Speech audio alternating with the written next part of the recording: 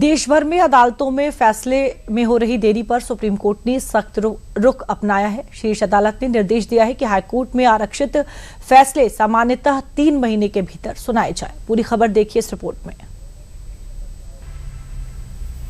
तारीख पर तारीख भारतीय अदालतों में सालों से चली आ रही वो हकीकत है जिसने अनगिनत वादियों को इंतजार की लंबी कतार में खड़ा कर रखा है।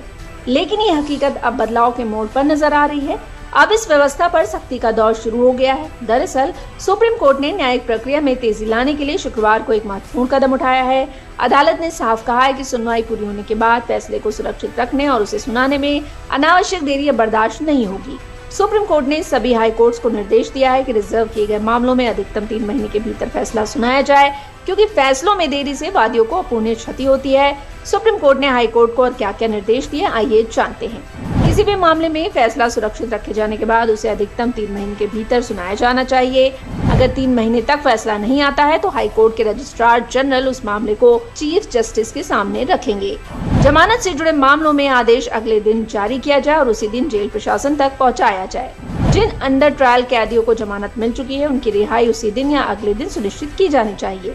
अदालत पहले आदेश का प्रभावी हिस्सा खुले कोर्ट में सुनाएगी, फिर उसके विस्तृत कारण 7 दिनों के भीतर वेबसाइट पर अपलोड किए जाएंगे।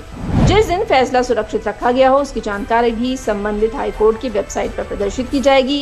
यदि निर्धारित समय सीमा का पालन नहीं किया जाता है तो मामला किसी अन्य पीठ को सौंपा जा सकता है।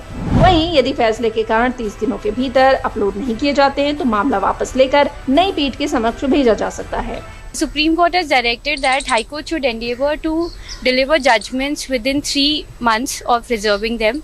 The High Courts have also been directed to give priority to personal liberty matters, including the bail matters, and given the litigants also want transparency, the High Courts have been directed to display on their websites the date of reserving judgment, date of pronouncing the judgment, and uploading the judgment. And I think this judgment will go in a long way in justice delivery in our system.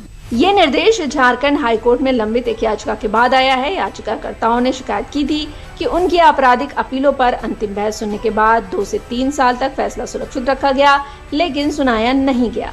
इस शिकायत को गंभीरता से लेते हुए justice Suryakant की पीठ ने मामले का दायरा बढ़ाते हुए सभी हाई कोर्ट से रिपोर्ट मांगी है। कोर्ट ने सभी हाई कोर्ट को इन दिशा निर्देशों का सख्ती से पालन करने को कहा है।